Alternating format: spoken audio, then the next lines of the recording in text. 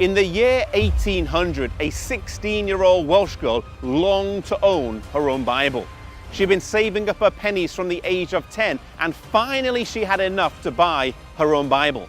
Mary was from a poor family, and there were many other things she could have spent her money on, such as a pair of shoes, but she really wanted a Bible in her own language. The problem was, though, the nearest one was 28 miles away. And undeterred by the distance and her lack of shoes, she set off from her home right here and walked through the valleys to the town of Bala.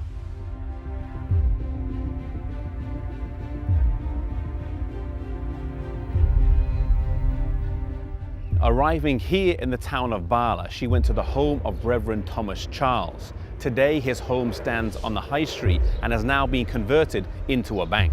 He was so inspired by her story that he sold her 3 Bibles for the price of 1. One of those today is in the National Library in Wales, and another one is at Cambridge University's library.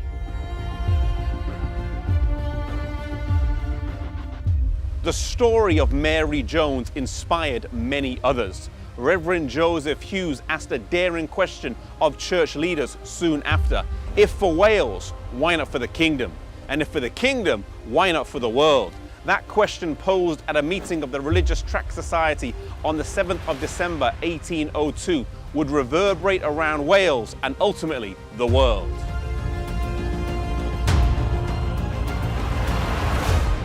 Captured by the vision of the Bible being readily available in the language of the people, William Wilberforce and other members of the Clapham sect sprang into action.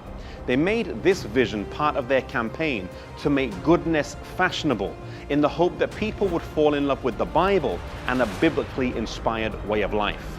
At a meeting on the 7th of March 1804 of around 300 people in the London Tavern, which used to stand near here on Bishopsgate, William Wilberforce and the campaigning groups he was a part of formed the British and Foreign Bible Society, now known as the Bible Society. In the last 200 years, they have gone into over 200 different countries with God's Word. Soon after this society was formed, in 1816, the American Bible Society was formed in New York City.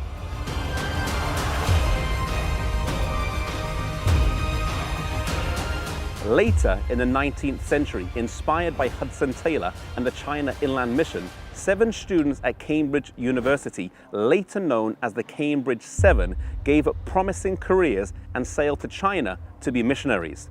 Their influence inspired many others, causing the number of missionaries in China to swell from 165 in 1885 to 800 just 15 years later, approximately 1/3 of the Protestant missionary force.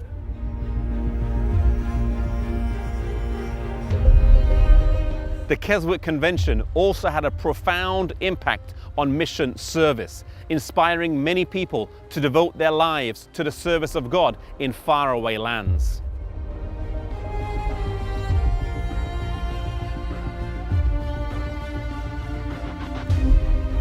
As the Dark Ages came to a close and the light of God's Word was beginning to shine, Daniel 12 verse 4 was being fulfilled. The 1260-year prophecy, which came to a close in 1798, coincided with the words of Daniel, who said that many shall run to and fro, and knowledge shall increase. This referred to knowledge of the Bible, which would only increase as people had access to it, a cause that countless missionaries devoted their lives to.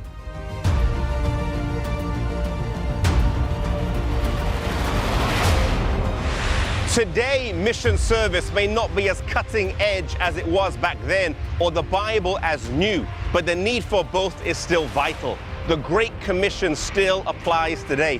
There are countless people who have never heard of the Bible and who have no idea what Christianity is. Maybe God is calling you to be a missionary, to leave your home, your place of comfort, and fly away to a different land and be a missionary for God there where people have not heard of Him yet. May we treasure God's Word as did Mary Jones, and may we go wherever God calls us.